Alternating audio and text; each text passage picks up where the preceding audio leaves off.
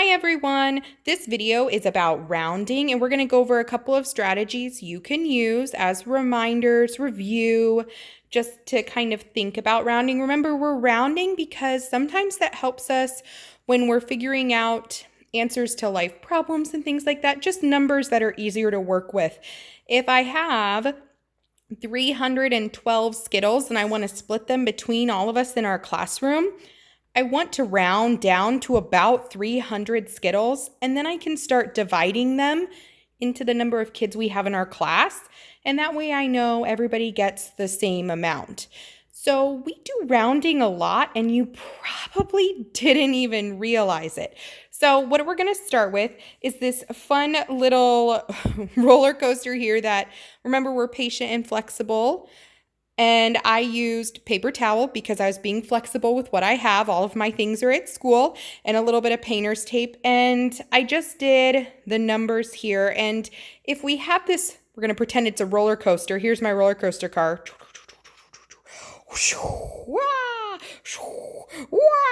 See, roller coaster. If I'm in a roller coaster, I go up this hill.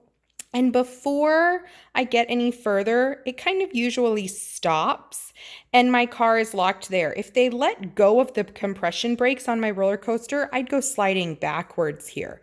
If I was all the way up here and I just get here, they let go of those compression brakes, and that's when you go shooting down the roller coaster. If you don't remember what that's like on a roller coaster, or maybe you've not had the chance to be on one yet, I'll include a video of a roller coaster ride on our first math review Google Doc so that you can watch that and remind your brain, oh, that's what's happening. It's nice to link that real life experience to some fun math. So what we're going to do is we're going to look at a few numbers. Let's round 53. 53 is between 50 and 60. So I'm going to go... Here is my car, my little roller coaster car right here on 53. Now, if I'm rounding it, this roller coaster car, if I let go of those compression brakes, is it going to go backwards here to 50? Or is it going to be able to go all the way up and over this bump and down to 60? Well, if I let go of those compression brakes, it's going to go whoop, sliding back down to 50. So that's why it's fun to think of a roller coaster when you're rounding.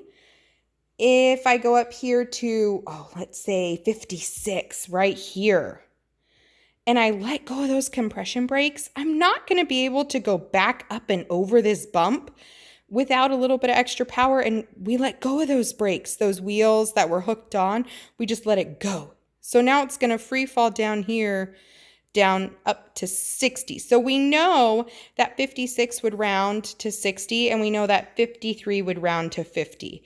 Now, the cool thing about this roller coaster is that it's actually a number line. So if I take the tape here,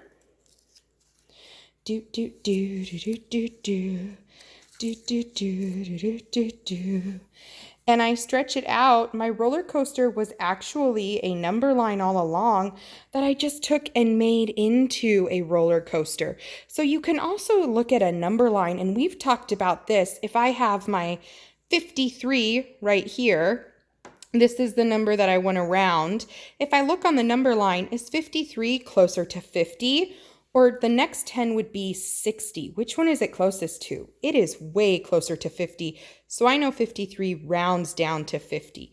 That's another way to think of it, is which 10 is closer on the number line. Now this is when we're rounding by tens. When we're rounding by hundreds, it gets a little bit different. Now those are visuals. I want to remind you too that we also have a fun little rhyme that we sing. Remember, when we're rounding by tens, we find the tens place, and then we look next door. And I'll show you, reminding, in a minute what that looks like on an actual number. So remember, our little rhyme that we came up with, when it ends in 0 through 4, we stay on the floor. That means we would go back down to that 50 number if we're thinking of 53. If it ends in 5 through 9, we climb the vine. That means we go up to that 60. So if it was 56, it ends with a 6, climb up to 60. So that was another thing that we learned in our brains and kind of stuck there. Maybe you're someone who likes those rhymes. If it ends in 0 through 4, we stay on the floor. If it ends in 5 through 9, we climb the vine to that next 10. So let's see what that looks like here with a number. If I'm thinking about a number, let's do the number, 44. All right, so I have my 44 here.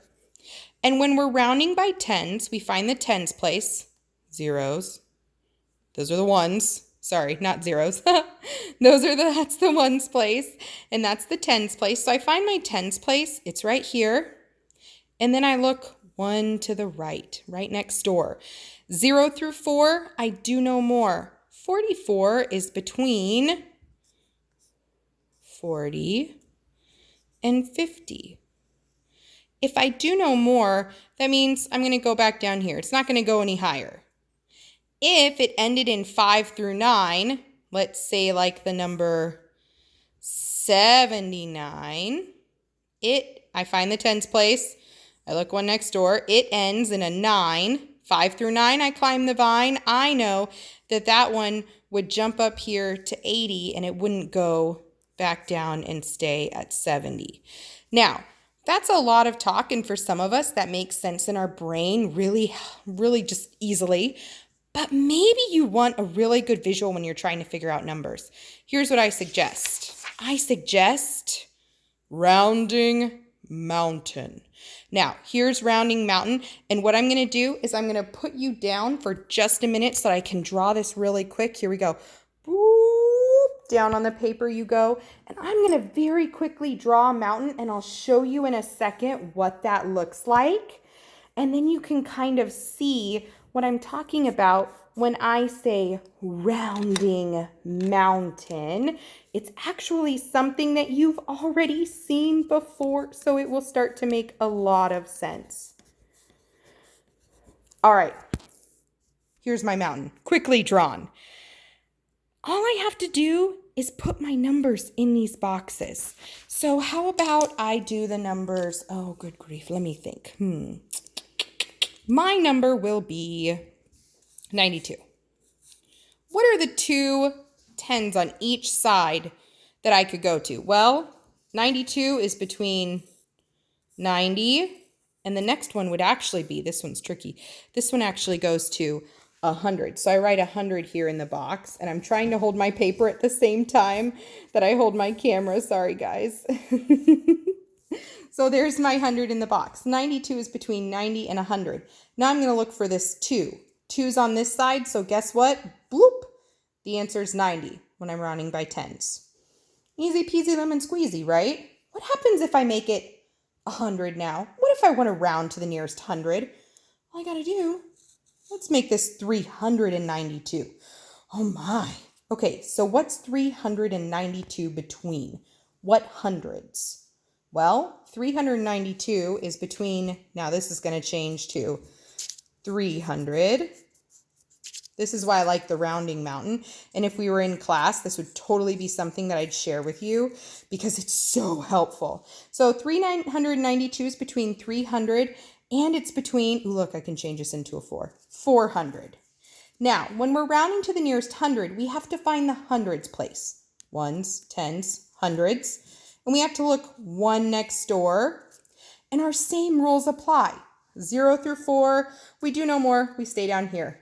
5 through 9, we're going to climb the vine. So I found my hundreds place. I look one next door. It's a 9. 9's over here. So I know it's going to go up to 400. 392 rounded to the nearest 100 would be 400. Now I went pretty fast in this video. So I have a couple other videos that I've linked on your Google Docs. So when you go to do the activities, you have a few other people explaining this to you. It should be mostly review, but we're just going to jog your memory, so just to remind you. I hope this helped, and I hope you have fun on the Google Docs. Don't forget to share them with me so I can see all your work. Thanks, guys. See you next time.